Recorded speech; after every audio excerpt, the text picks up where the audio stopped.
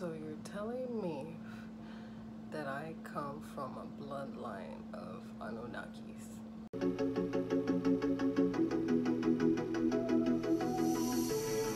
Hey guys, and welcome back to another video. In this video today, I want to talk about conspiracy theory about the Anunnaki.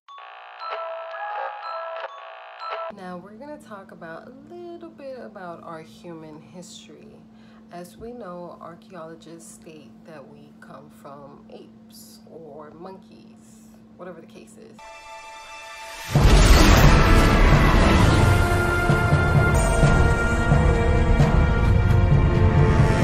And they're right, but they're missing one small thing. And now our history books doesn't really tell us much about an advanced civilization. Well, at least not my history books, unless I wasn't paying attention because I was busy getting high. But honestly, I don't know if they ever updated those books. We don't know. But the first civilization ever recorded was in Mesopotamia, which is Iraq, Syria, and Kuwait today. Now the Sumerians were very advanced people. They are the first culture to introduce us to mathematics, including what we use today. They also developed advanced mathematics, including a base 60 system that created a 60-second minute, a 60-minute hour, and a 360-degree circular angle. Now they were the first kingdom, the first empire, the first city-state, the first school, the first law, literature, art, and the list goes on. Now these people are extremely smart, according to what our history says, but what if I told you these people were actually taught by the Anunnaki? And there's proof of it. What did you say? What did you say? Now the Sumerians describe the Anunnakis to be gods. Anunnaki means those who came from heaven. So let's just stop right there, because they're not from heaven and they're not from hell. And I'm gonna tell you why. Lost Book of Enki tells us a little bit more in details of who the Anunnaki are, and they're not gods. They're just an advanced race who happen to be taller, stronger, and have a longer life than we do. They are from another planet, and they call this planet Nibiru. Anunnaki inhabited a distant orbiting planet called Nibiru. Now these Anunnakis were kings and queens, or they probably still are. I don't know their current status, but before they even came to Earth, they were in their own planet fighting for the throne. Does that sound familiar? Odin and I drowned entire civilizations in blood and tears. Where do you think all this gold came from? And then, one day, he decided to become a benevolent king. To foster peace, to protect life. To have you. I understand why you're angry, and you are my sister and technically have a claim to the throne. Believe me, I would love for someone else to rule, but it can't be you. You're just the worst. Okay, get up. You're in my seat. Your father once told me that a wise king never seeks out war, But must always be ready for it. Now Nibiru is described to be a big planet with iron oxide, hopefully I'm saying it right, which makes the rivers appear red. According to the tablets, they state that Nibiru Nibiru was starting to deteriorate, and there was two course of actions. One was to fire missiles into the volcano to make them erupt so it can thicken the atmosphere, which obviously it did not work. So the second option was they need gold, and they need to make it into powder so they can throw it in their lands and they can make their earth restore all over again.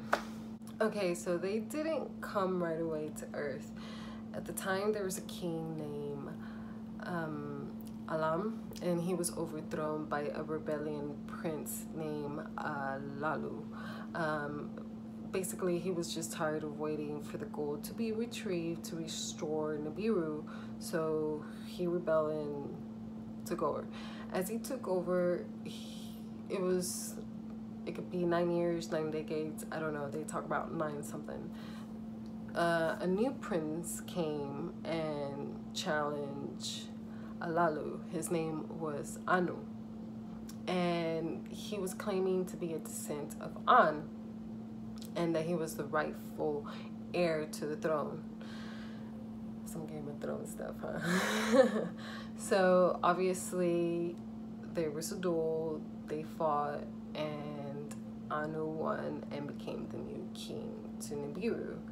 And Alalu, instead of facing the consequences, he decided to flee and came to Earth.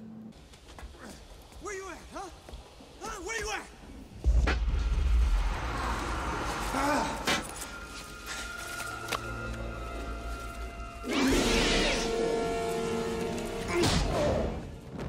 Welcome to Earth.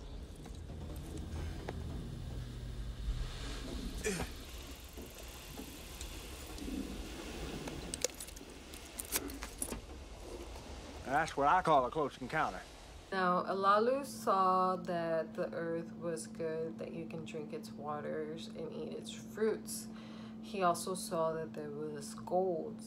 So he decided to send a message to Anu back in Nibiru, stating or demanding that he would be king of Nibiru, basically because, hey, I got the gold and you needed to restore our planet. You got what I need! Enlil, son of Anu, requested proof before going to Earth, and Ei, the first son of Anu, volunteered to travel to Earth to see if this was actually true, which it was. And so the Anunnakis came to Earth, and they did not come alone. They actually came with another race called the Ichijis. Now, Genesis states that Earth was created in 7 days, which is a lie. And let me tell you why. The Lost Book of Enki, which was written years and years and years and years and years before the Bible was even written, states that they came to Earth and they settled in 6 days, and the 7th day being the rest day, which sounds very familiar to the story of Genesis. In the beginning, God created the heavens and the earth. The earth was empty, formless, and dark. But the Spirit of God was there. On the first day, God said, "Let there be light." And God saw that the light was good. So Earth wasn't created in 7 days. Earth was already created before these creatures even came to Earth. So Genesis is really talking about their arrival to Earth that took them 7 days to settle, and the Christian world just coded it differently and make them seem like they're demons or gods from the underworld. Okay, fine, I'm cool, I'm fine. Anyways, they got to work as soon as they settled down. They started to work, they started digging into the oceans, and they got a little bit of gold, but it wasn't enough.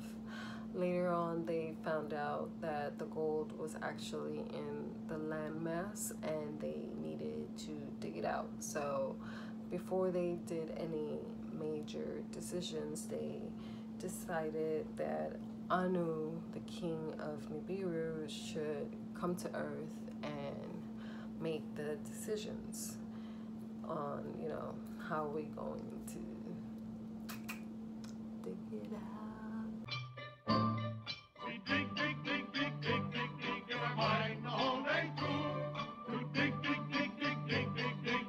Now imagine how Anu and Alalu must have felt when they saw each other after that duel in Nibiru.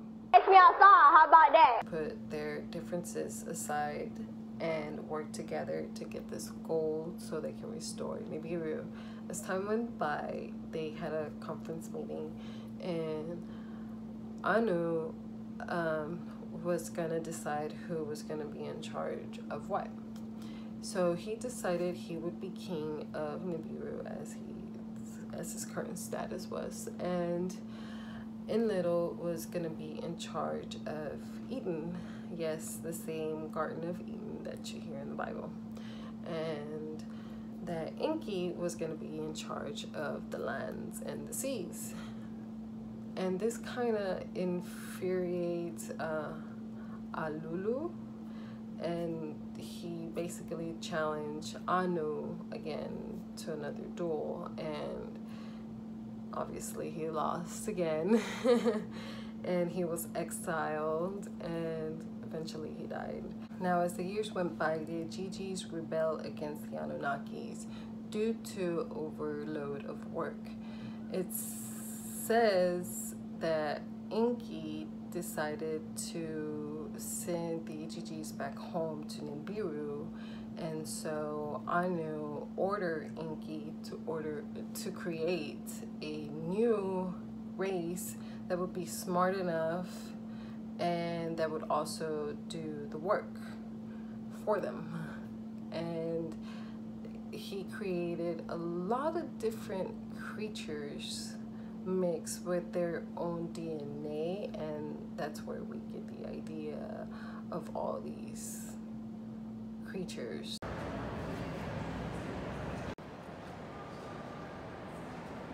They could manipulate the DNA, and the way they created the offspring was they used a female Anunnaki wound, which was successful, and Adam was born. And so the story of Adam and Eve begins. It sure is a wonderful day. I found a new kind of fruit in the garden today. I think I'll call it a melon. That's great. I like the way you name these fruits. Adam, I wonder why God asked us not to eat this fruit. They look so nice and plump. Now, Eve was not made from Adam's rib like the Bible says. So scratch that one off too. There was a rib, and it wasn't Adam's rib. It was actually Enki's rib, and what he did was extract his life essence into Adam's, except for the long life. That sucks. And he did the same procedure to Eve, and after he was done, he placed them back into the Garden of Eden. And Enlil saw that they were covering themselves because they kind of noticed that they were naked, and Enlil was outraged. He was like, what's going on? Why are they covering themselves? And Enki was like, well, I did this and I did that. And Enlil was outraged because to him it was an abomination, and he exiled Adam and Eve. And so the story of exile begins in the Bible. Now, as the years went by, the Anunnaki started breeding with the offspring, which is us, by the way. And so the Igigis, because they wanted equal rights as the Anunnakis, once Enlil found out that this was going on, he was outraged and he demanded for everybody to be wiped out. It was actually granted that the whole population would be wiped out. So the Anunnaki waited for the destroyer of worlds, aka Nibiru, to enter our atmosphere. And when it does enter our atmosphere, and this only happens every 3,600 years, when it does enter our atmosphere, it just causes a lot of chaos in the world, as earthquakes, the volcanoes erupting, the ice melting, flooding, is the whole thing. So starts the story of the Great Flood and Noah.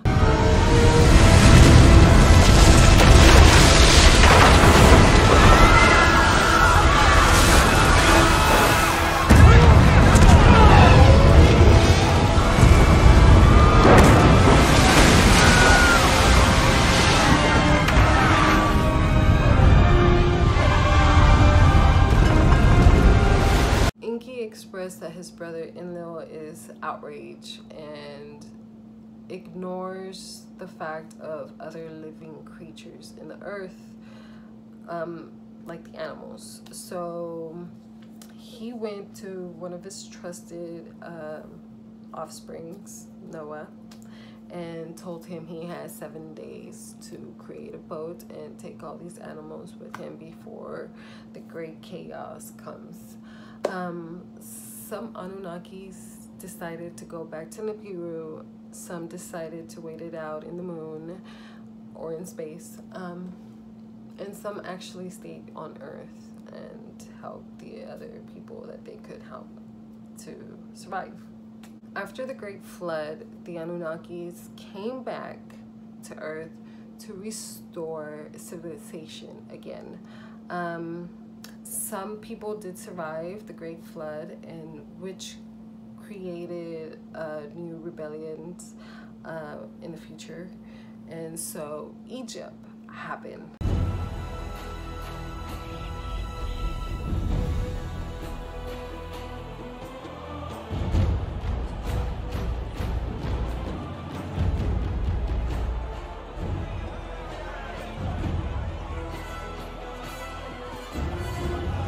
The Anunnaki and the Igigis were invited to a banquet in Egypt, and so the story of Osiris and Seth begins, as well as the story of Moses, which is a little different. This was actually a war between a male and a female, one of them being the son of Enki, Marduk, and Inanna. Now, Anu and an.tu decided to come to Earth one more time, only to restore order on Earth after hearing all the peace and war that their sons caused on Earth. Basically, the Book of Revelations only for the Anunnakis. The revelation of Jesus Christ. The revelation of Jesus Christ, which God gave him to show his servants things which must shortly take place. And he sent and signified it by his angel to his servant John, who bore witness to the word of God, and to the testimony of Jesus Christ, to all things that he saw. Blessed is he who reads and those who hear the words of this prophecy, and keep those things which are written in it, for the time is near. Now, the Anunnakis decided to share their knowledge with mankind. They also decided to establish sacred precincts for the Anunnakis to create. and to help us to progress in life as our technology advance and health and etc. This is what Anu told their son with tears in his eyes before he left. The time for departing came. Anu to his children words of goodbye and guidance said, "Whatever destiny for the earth and the earthlings intended, let it so be. If man, not Anunnaki, to inherit the earth is destined, let us destiny help. Give mankind knowledge. Up to a measure, secrets of heaven and earth them teach. Laws of justice and righteousness teach them. Then depart and leave." So did Anu to his children fatherly instructions give. Once more they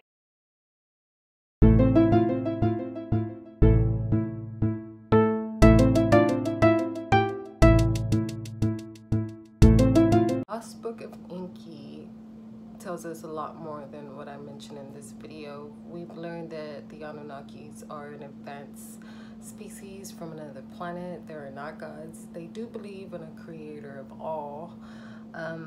They have long lives. If they tend to stay on Earth, they tend to age. Versus staying in Nibiru and being young, they can also bring people back from the dead. So yeah guys, it's very interesting. I don't know what you guys think. Go do your own research and let me know. So that's it for today. I hope you guys like this video. If you're new to this channel, please subscribe. If you like this video, hit the thumbs like and comment down below, and I will see you guys in the next video. Bye.